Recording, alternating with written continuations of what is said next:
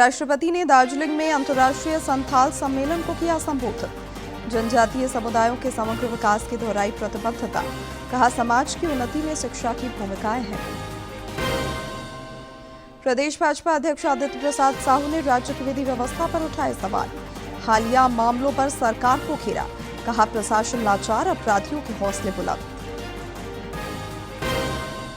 तेल कंपनियों ने किया स्पष्ट, देश में ईंधन का पर्याप्त भंडार, आपूर्ति पूरी तरह सामान्य। अफवाहों पर ध्यान नहीं देने की अपील। केंद्रीय पेट्रोलियम मंत्री की भी स्थिति पर नजर। और राज्य के कई हिस्सों में 11 मार्च तक हल्की बारिश के आसार। कुछ क्षेत्रों में तेज हवा और वज्रपात की भी आशंका। तापमान में अगले 5 दिनों तक बदलाव की संभावना कम।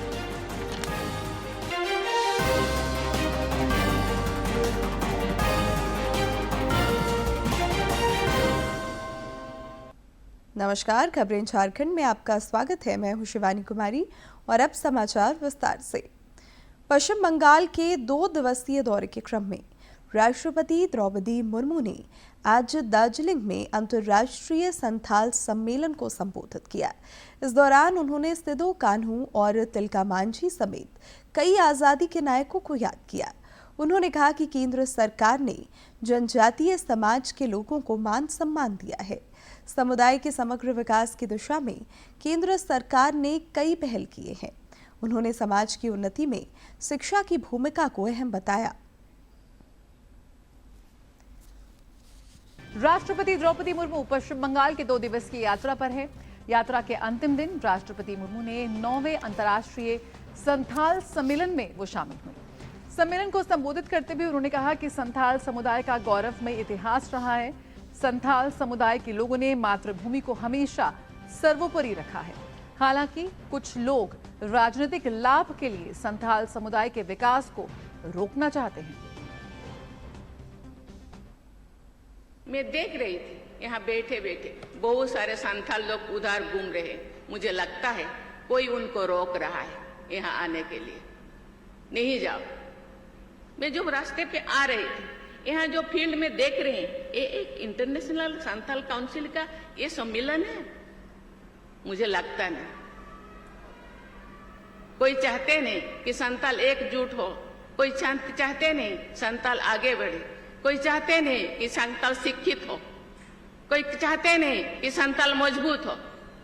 लेकिन मैं जानती हूं कि संथाल ये देश के लिए अपनी जिंदगी को निछावर किए हैं। सिधू कान्हू, चांद भैरो, फूलो झानो, बाबा तिलका मांझी और भी बहुत सारे 2003 के संथाली समुदाय के इतिहास में हमेशा याद किया जाएगा। उस वर्ष संथाली भाषा को भारत के संविधान की 8वीं अनुसूची में शामिल किया गया। मुझे इस बात का गर्व है।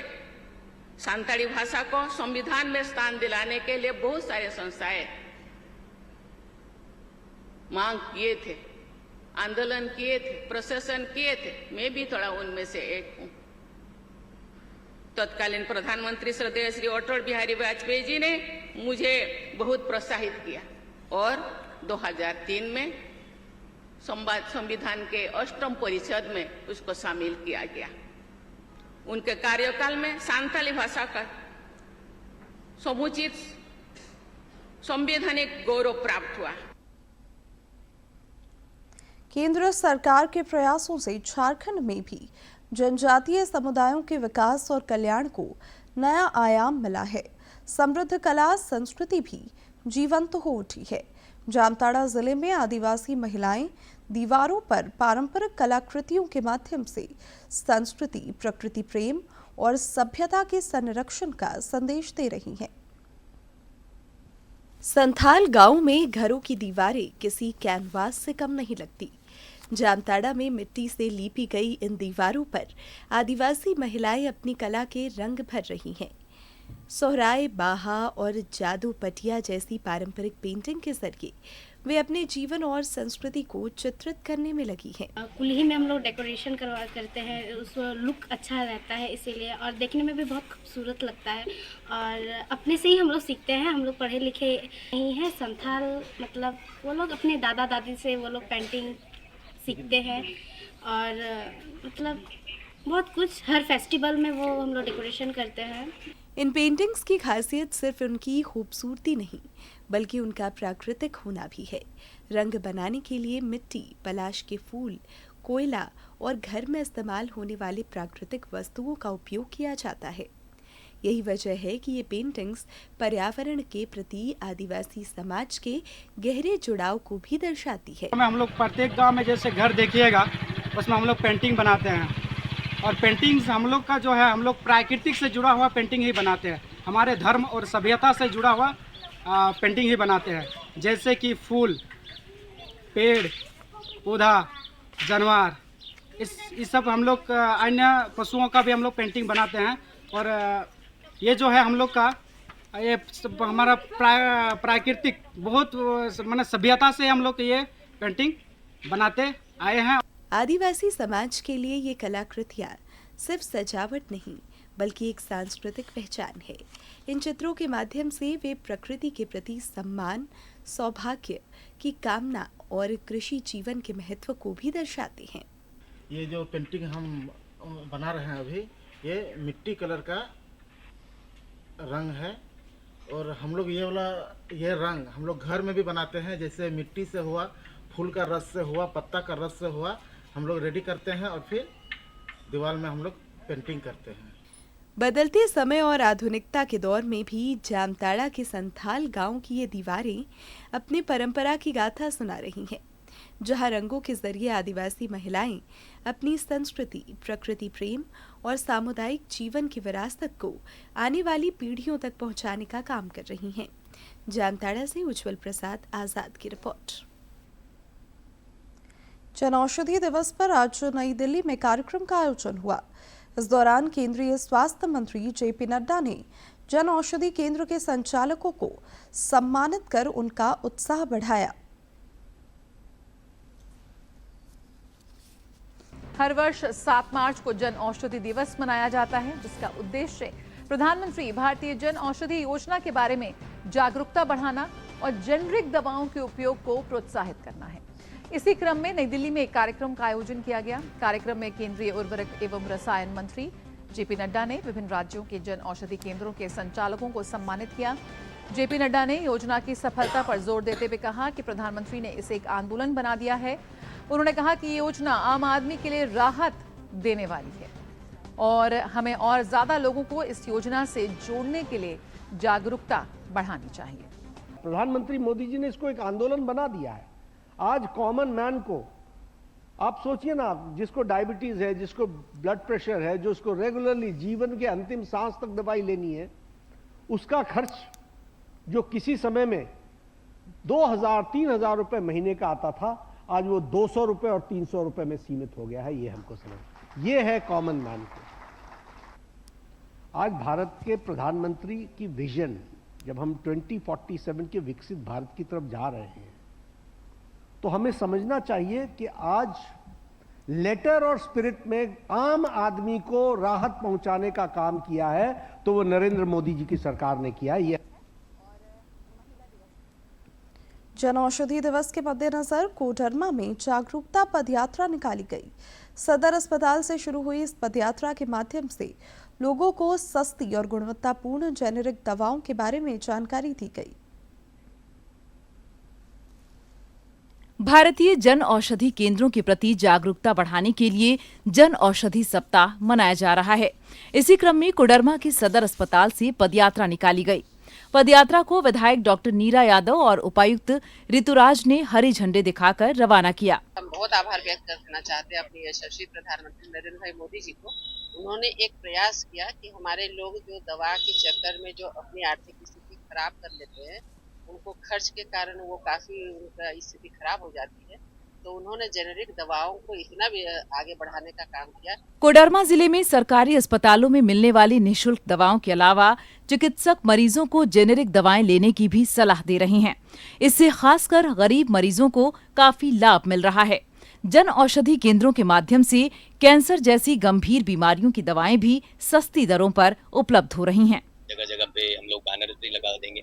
साथ में हम लोगों ने प्लान किया है कि जितने हमारे मुख्य बाजार हैं, चाहे वो प्रखंड के मुख्य बाजार और जो हमारे CHC के एरिया हैं, उन जगहों पे जन औषधि केंद्र को इस बार हम लोग अगले 3 महीने में और बृहद लेवल पे लेकर जाएंगे। पंचायत लेवल पे भी हमारे 30 पंचायत आइडेंटिफाई हुए हैं ताकि पंचायत लेवल पे भी लोगों को इन दवाइयों का फायदा मिल सके। वो के लिए तो बहुत बढ़िया है, क्योंकि इतना महंगा दवाई हो चुका है। मेडिसिन दुकान में जाइए तो बहुत महंगा दवाई है, आदमी मतलब ले नहीं पा रहा है, बीमारी से जूझ रहा है।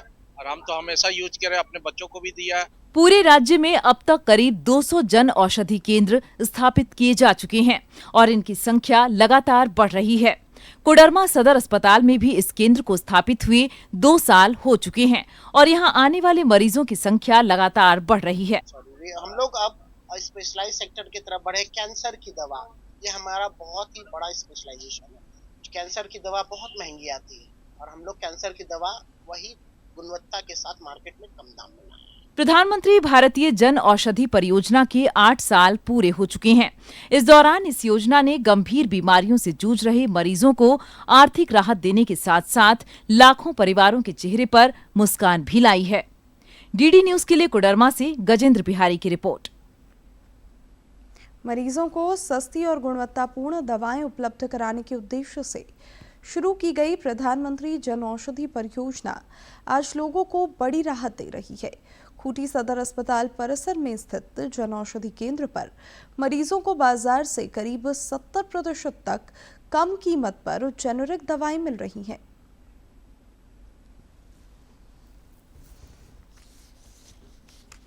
खूंटी के सदर अस्पताल में स्थित जन औषधि केंद्र आसपास के ग्रामीण और पहाड़ी इलाकों से आने वाले मरीजों के लिए वरदान बन गया है। हर दिन सैकड़ों मरीज इलाज के लिए अस्पताल पहुंचते हैं और यहां से सस्ती दवाएं खरीदकर राहत महसूस करते हैं। बच्चों, युवाओं और गर्भवती महिलाओं के लिए आवश्यक दवाएं, विटामिन और अन्य जरूरी दवाइयां यहां कम कीमत पर उपलब्ध है। अच्छे और सस्ते दर पर मिलती है। जो मार्केट में जिसका रेट ज्यादा है वो हमें काफी कम रेट में मिलती है, जो हमें फायदा भी पहुंचाती है। जन औषधि केंद्र के संचालक विजेंद्र कुमार पांडे बताते हैं कि शुरुआत में मध्यम वर्ग के लोग यहां से दवाई लेने में संकोच करते थे, लेकिन अब बेहतर गुणवत्ता और कम कीमत के कारण गरीब और मध्यम वर्ग दोनों ही यहां से दवाई खरीद रहे हैं। सर्दी, बुखार, जोड़ों के दर्द, डायरिया समेत कई बीमारियों की दवाएं यहां उपलब्ध हैं। इसके अलावा प्रोटीन पाउडर, पोषण पाउडर, च्यवनप्राश और अन्य सप्लीमेंट भी 150 से 400 रुपए के बीच मिल जाते हैं। इस तरह से जो पोषण है बाजार में आपको 240 रुपया में 450 ग्राम आता है। मेरे यहाँ 500 ग्राम का मात्र 160 रुपया दाम है। प्रोटीन में ले लीजिए, प्रोटीन में आपको 400 ग्राम का प्रोटीन लेते हैं शुगर फ्री, तो आपको मात्र 375 रुपया लगता है। सदर अस्पताल के उपाधीक्षक डॉक्टर आनंद कुमार उरांव का कहना है कि जन औषधि केंद्र के खुलने से मरीजों को काफी लाभ मिल रहा है। उन्होंने बताया कि जिले के सभी प्रखंडों में भी ऐसे केंद्र खोले जाने चाहिए ताकि ग्रामीण क्षेत्रों के लोगों को छोटी बड़ी बीमारियों की दवा लेने के लिए शहर न आना पड़े। सभी प्रकार की दवाएं यहाँ उपलब्ध है और वो बहुत ही किफायती दर पर मरीजों को मिलती है, इसलिए वो बहुत ही लाभकारी है। जन औषधि केंद्र ग्रामीण और जरूरतमंद मरीजों के लिए सस्ती दवाओं का एक भरोसेमंद विकल्प बनता जा रहा है, जिससे गरीब और मध्यम वर्ग के लोगों को बड़ी राहत मिल रही है। खूंटी से ज्योत्सना की रिपोर्ट।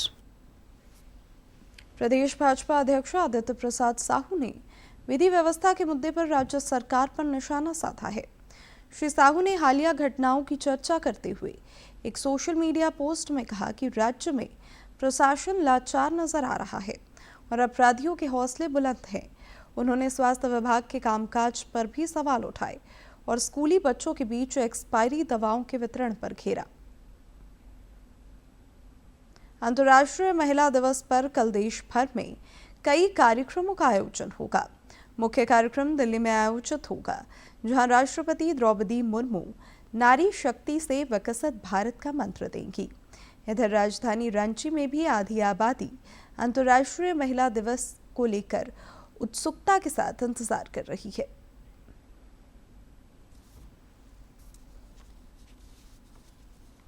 मुझे ऐसा लगता है कि महिलाएं अपने क्षेत्र में बहुत आगे बढ़ रही हैं, उन्नति कर रही है, बस उनको मौका देना चाहिए। और जहां तक बात है अंतर्राष्ट्रीय महिला दिवस की, तो ये बहुत ही अच्छी बात है कि महिलाओं को सम्मान दिया जा रहा है, एक दिवस मनाया जा रहा है जिसमें महिलाएं भी गौरवान्वित फील करती हैं। खाड़ी के देशों में चल रहे संघर्ष को कुछ समाचार माध्यम और सोशल मीडिया क्रिएटर सनसनीखेज तरीके से पेश कर रहे हैं, जिससे बचने की आवश्यकता है। भारत सरकार ने बड़ा एक्शन लिया है। MIB ने ब्रॉडकास्ट ऑडियंस रिसर्च काउंसिल यानी कि बाक को निर्देश दिया है कि वे 4 सप्ताह के लिए समाचार चैनलों की टेलीविजन रेटिंग पॉइंट्स यानी कि TRP की रिपोर्टिंग को तत्काल निलंबित कर दे। सूचना और प्रसारण मंत्रालय के इस निर्देश के अनुसार कुछ टीवी समाचार चैनल्स US, इजराइल, ईरान संघर्ष के बीच अनावश्यक सनसनीखेज और अटकलबाजी वाली सामग्री प्रदर्शित कर रहे हैं। इस संघर्ष को लेकर किसी तरह का भ्रम और दहशत ना फैले, इसको ध्यान में रखते हुए मंत्रालय ने यह फैसला लिया है। ये निलंबन 4 सप्ताह तक या अगले आदेश तक लागू रहेगा। तो यहाँ पर TRP रेटिंग्स नहीं आएंगी और जिस तरह से चैनल्स ने इस संघर्ष को एक सनसनीखेज खबर की तरह पेश किया है, उन पर लगाम लगाने का ये प्रयास। इधर तेल कंपनियों ने स्पष्ट किया है कि भारत में ईंधन का पर्याप्त भंडार मौजूद है और आपूर्ति तथा वितरण नेटवर्क सामान्य रूप से काम कर रही है। कंपनियों की ओर से कहा गया कि सोशल मीडिया पर पेट्रोल और डीजल को लेकर फैलाई जा रही खबरें पूरी तरह निराधार हैं। तेल कंपनियां निर्बाध ईंधन आपूर्ति सुनिश्चित करने के लिए प्रतिबद्ध है। ऐसे में आम लोग अफवाहों पर ध्यान न दें। इस बीच पेट्रोलियम मंत्री हरदीप सिंह पुरी भी लगातार स्थिति पर नजर रख रहे हैं। रांची के मोराबादी मैदान में आज से 20 मार्च तक हैंडलूम और सरस मेला का आयोजन किया गया है। झारक्राफ्ट की ओर से आयोजित इस मेले में बड़ी संख्या में देश भर के हैंडलूम उद्योग से जुड़े व्यापारियों ने स्टॉल्स लगाए हैं। मेला परिसर का जायजा लिया हमारे सहयोगी ने। रांची के मोराबादी मैदान में हस्तकरघा एवं सरस मेले का आयोजन किया गया है। 7 से 20 तारीख तक आयोजित इस मेले में देश भर के विभिन्न राज्यों से आने वाले व्यापारी अपने उत्पादों को लेकर यहाँ पे पहुँचे हैं। इसके अलावा एक भव्य रूप से स्टेज बनाया गया है जहाँ शाम के समय सांस्कृतिक कार्यक्रमों का आयोजन किया जाएगा। इसके अलावा अगर इस मोराबादी मैदान की खूबसूरती की बात करें तो यहाँ पे गांव का भी एक दृश्य बनाया गया है जिसमें सोहराई पेंटिंग, जो कि झारखंड की पारंपरिक कला कहलाती है, उसे स्थान दिया गया है। इसके अलावा जो उत्पाद यहाँ पे बिक रहे हैं, खासकर हैंडलूम उत्पाद यहाँ पर आकर्षण का केंद्र बने हुए हैं और खादी से संबंधित जो कपड़े हैं वो आपको यहाँ पे सहज उपलब्ध होंगे। झारक्राफ्ट की ओर से ये आयोजन किया गया है और यहाँ पे भव्य रूप से कई स्टॉल्स लगाए गए हैं जहाँ पे आपको खाद्यान्न सामग्री, मिलेट आइटम्स, इसके अतिरिक्त कपड़े जो कि हस्तकरघा उद्योग से बने हुए आपको निर्मित और डिजाइनर कपड़े आपको यहाँ पे उपलब्ध हो जाएंगे। DD न्यूज रांची के लिए सहयोगी विकास कुमार के साथ मैं प्रणय। भारत में AI अर्थव्यवस्था का ग्रोथ इंजन बन चुका है, जिसके परिणाम आने वाले दिनों में देखने को मिलेंगे।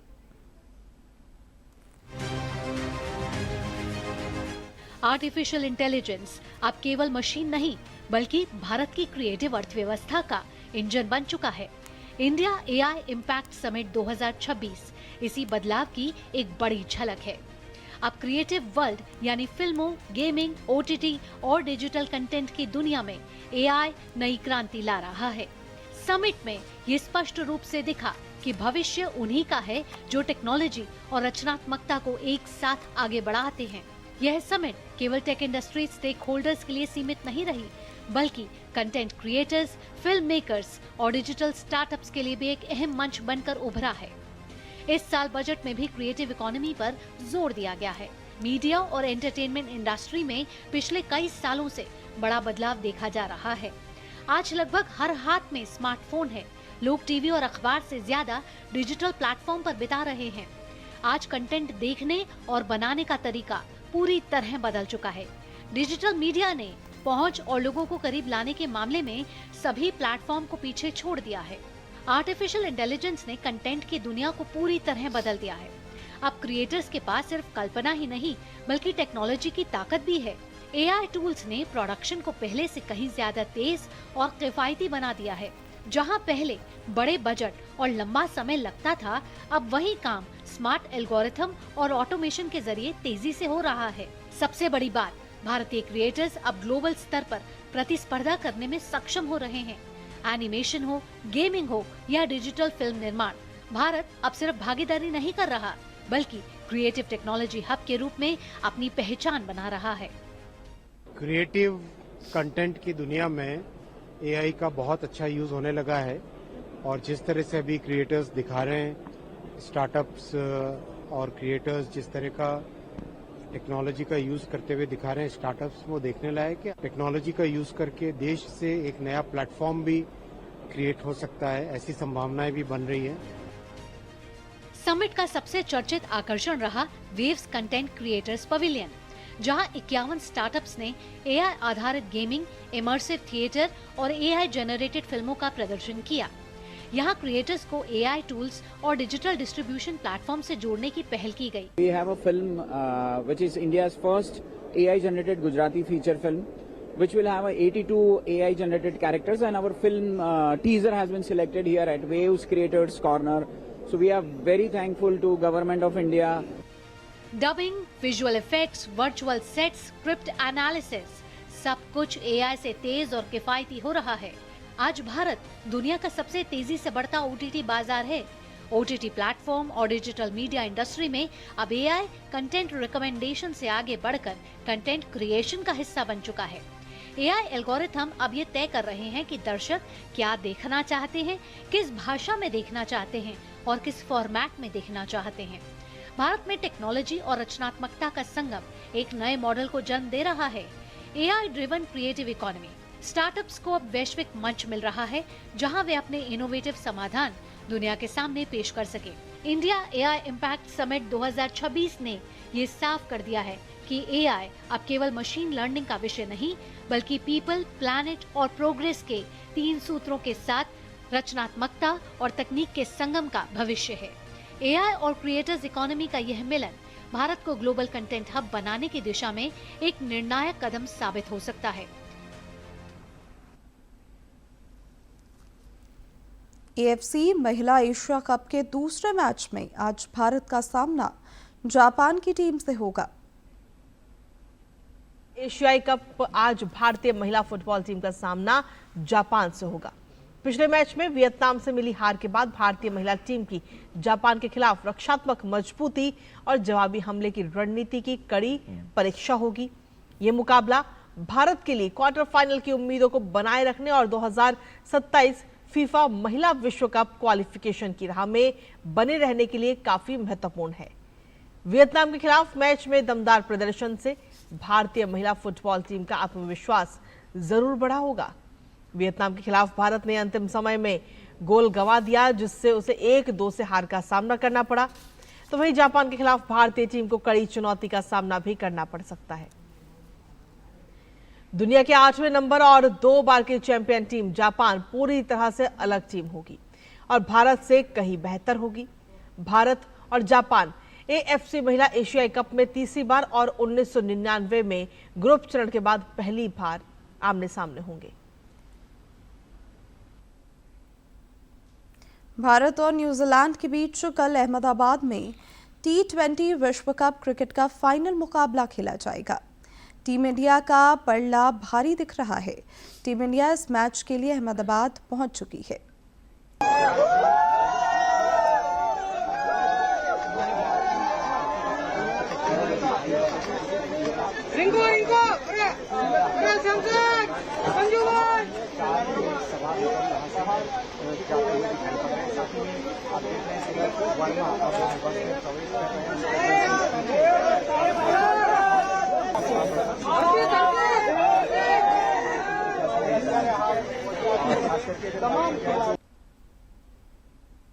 और अब बात मौसम की। राज्य में आज से मौसम का मिजाज थोड़ा बदल सकता है। मौसम विज्ञान केंद्र के पूर्वानुमान के मुताबिक राज्य के कई क्षेत्रों में आगामी 11 मार्च तक हल्की बारिश के आसार हैं। 9 और 10 मार्च को कुछ इलाकों में तेज हवाओं के चलने तथा वज्रपात की भी आशंका है, जिसे लेकर येलो अलर्ट जारी किया गया है। अगले 5 दिनों के दौरान अधिकतम तापमान में किसी बड़े बदलाव की संभावना कम है। पिछले 24 घंटे के दौरान 1-2 जिलों को छोड़कर सभी जिलों में अधिकतम तापमान 30 डिग्री सेल्सियस से अधिक रहा। सरायकेला खरसावा में अधिकतम तापमान 34.7 डिग्री सेल्सियस रिकॉर्ड किया गया, जो राज्य में सर्वाधिक रहा। और अब अंत में मुख्य समाचार एक बार फिर।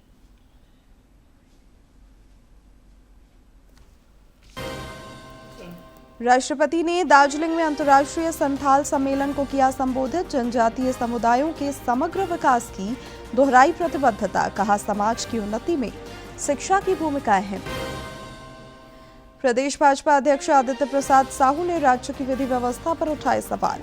हालिया मामलों पर सरकार को घेरा, कहा प्रशासन लाचार, अपराधियों के हौसले बुलंद।